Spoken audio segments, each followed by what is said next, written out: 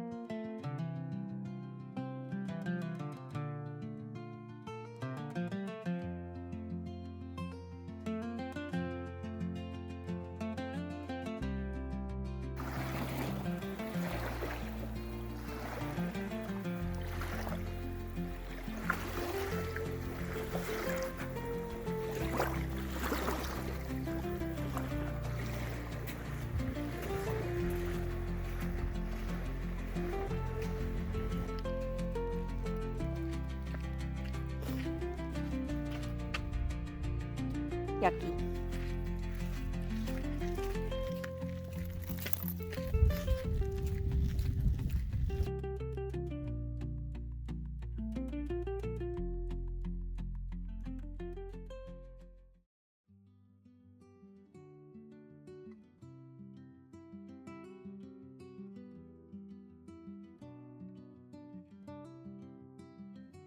Project I'm thrifting for, I'm making over our living room. We decided to maybe change the layout of the room, open it up a little bit. I ordered bookcases because we have a weird quirky spot that the previous owners had filled in with bookshelves, and it's actually a doorway. So we're going to open up that doorway. The problem is that doorway has been essential storage for books and decorative items, and I don't have any place for those things because the limitations in a 1,000 square foot home is definitely storage space. But part of me decided that, hey, I just want to commit to some of these ideas, because the bad thing about being a person who loves to decorate with pre-loved items is sometimes you hold out forever for the right fit and then you miss out completely. And that's kind of what's been happening. Is I've spent the past 4 or 5 years waiting for just the perfect pieces to go in every wall and every corner, and so nothing has gotten completed. Anyway, now that I'm going to have bookcases, which is very exciting, I'm going to need things to put on them. So this week, after I went and visited a few of my accounts, I was able to sneak into one of my favorite thrift stores in Connecticut called Red, White, and Blue Thrift. I didn't have a lot of time. I gave myself like 15 minutes in that store, but I found some little treasures that I think, with a bookcase aesthetic and some of the new surfaces I'm going to have to work with in here, I think it'll all work really well together. So these are the items I got from Red, White, and Blue Thrift. First off, I actually went back in for this one because I got in my car and I'm like, I need to go back in and get that. This actually reminds me of our barn at the farm. This was on sale. It's just an old, it's like an old pen and ink drawing. So this was a yellow tag on the day, and it's in the frame is plastic, but I don't mind it. I'll probably touch it up, obviously, with some more black paint, maybe give it more of a flat finish. But if you see, it was $7.99, but it was a lot of the existing artwork I have on the walls right now kind of skews more towards coastal, and obviously I love that aesthetic, but I think I'm going to try and integrate a little bit more English country farm type imagery. So I've kind of been on the lookout for that kind of art. So I think that picture fits in well with that. And second thing I got, how much was this one? This was $4.99. And the gentleman at the register was like, oh, I didn't see that go out. So I was pleased to get it. One thing you'll find out about me if you haven't figured it out already, for some reason, this is the color of choice for me for just about everything. I don't know what it is about it, but yeah, this is my color and has been forever. So many, many years ago, I just thought it was a phase. So I would oftentimes get rid of the things I bought in this color trying to revamp. And I regret it all now so much. There's so many things I've donated in my life that are in this colorway that I wish I could have back, because who knew that I would still like those things 35 years later. There's that. What else did I get there? Oh, again, along that color idea. This was half off. No, this was 25% off, so I think I paid $6 for this. The hanger is already on it, screwed into it, so you can hang it from any direction. But I'm not sure where this is going to go yet, but I'm sure I can find someplace lovely for it. So those are the things I got at Red, White, and Blue Thrift. Now, I did put an inset visiting one of my other favorite thrift stores in Connecticut called Pandemonium in Deep River. Love that store. It's just fun to go through because it's not overly curated. So you do feel like there's a chance you can find a treasure in there. And I put a little inset of their back antique book room. I found a book in there that was so cute. I don't think it was antique. And I believe their old books are $5 for the hardback books. But look how adorable this is. This book is called Beeton's Book of Household Management, a first edition facsimile.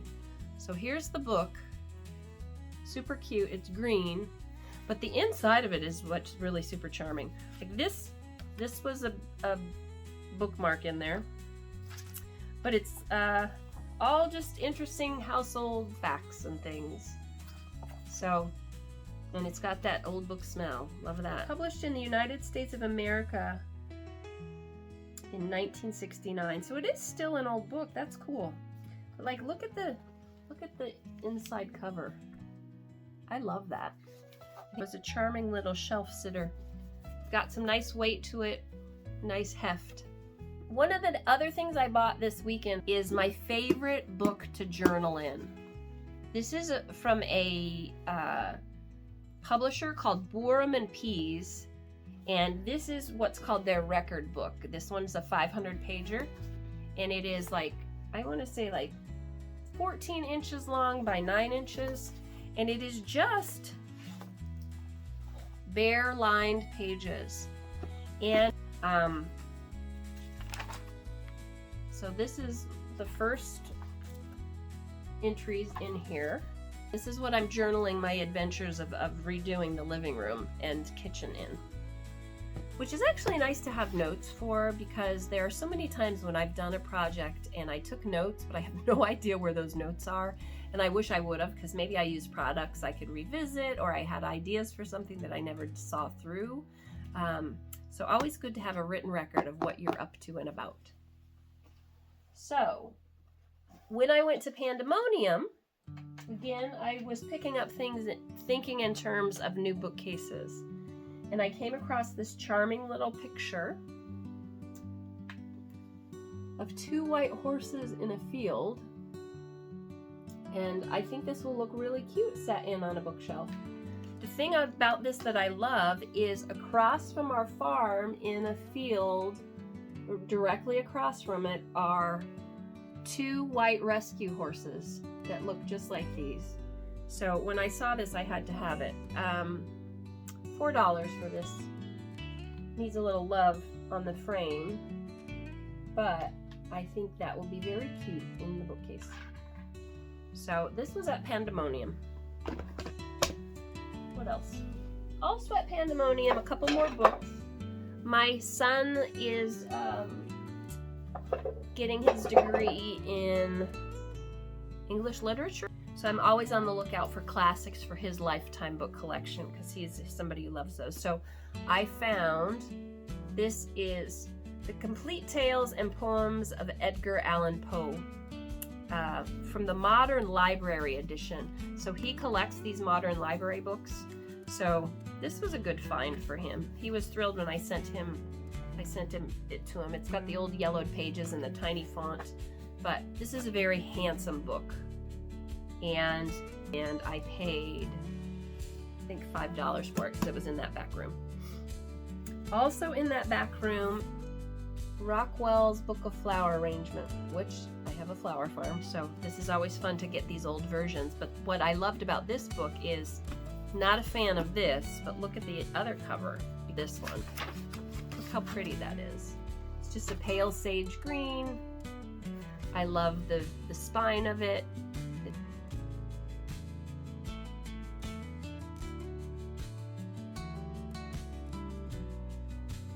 You know, I got pictures like that in there. So, nice references. That's the neat thing about floral arranging, is it's been around for a very long time. So you can discover flower arrangements or flower ideas that people think are a new idea, and actually it's just one from, you know, that might be from a Martha Stewart book from 15 years ago or 20 years ago. So it's not a new idea, but it looks new. So I got that. And then they had an old Christmas area, and they had these hanging on an old Christmas tree. No idea what I'm gonna do with them, but I thought they were cool looking. These are just 2 wooden, like hangy dowel type things. But I thought even those just sitting on a bookshelf would be very cute. These were $2 each. So the last one, I probably will give away. This is a vintage wooden tool tote. This would look really cool on a bookcase, but the magic of this is that it says Bill, and that is my father's name. So I think this was actually on sale. I think I got it for $4. I had actually purchased him a bunch of antique tools when they moved here. I drove to Cape Cod to pick them up, and the gentleman had shown on his Facebook Marketplace page, he'd shown an array of tools for $50, and I think there were 20 pieces in that array. But I was like, this is still worth it, and that would be a nice, you know, welcoming bunch of tools Dad could hang on his walls in his little shop at his house when they move here. And he said, well, this tool collection used to belong to my brother who recently passed. My brother was 92. This was his lifelong collection. How about you take them all? And I was like, I don't know that I can afford them all. This is a really great set. He's like, no, how about you take them all? And he said, I think I could fit them in the back of your car. And I still kind of didn't understand. I said, well, I could give you like $100. He's like, no, I want you to have them. So for $50 that I had originally agreed to pay for that small crate of tools, he gave them all to me. And I think there were over like 250 pieces all in. I think because I wasn't going to sell them, and because my father was going to love them, he felt, you know, that he would be passing them on to a good home. So definitely the score of a lifetime with those tools, and they've been very, very meaningful to my father. Because the cool thing is, if you have an antique tool and you're in your 80s, you're looking at that tool from the standpoint of something you used if you were handy at all at some point. So I was thrilled to be able to pass that on to him. And when I with the first crate, and he's like, "Oh, these are great." And then I had like 8 more crates I took in. He was like blown away. So anyway, long story short, I think this needs to go into his collection. Just even if you wanted to have some of those tools inside of their house, just on display. So this is for my dad. And that's it for that part of the haul. I think just some nice little pieces that'll look great in the bookcases, and I will hopefully be able to show them styled when all of this is all said and done. So hopefully you saw some things in there that you may or may not have picked up yourself, but maybe it gave you some ideas of what you might want to include in your decor. And if you're like me and you live in a small, quirky house that has good bones, that is a wonderful gathering place with people and love and pets and just good vibes, appreciate it for what it is and don't expect it to be something it isn't, because houses are kind of like people that way. When they get pigeonholed into an expectation of having them become something they're not, that's kind of sad. So I don't wish that on anyone or any home or any dwelling.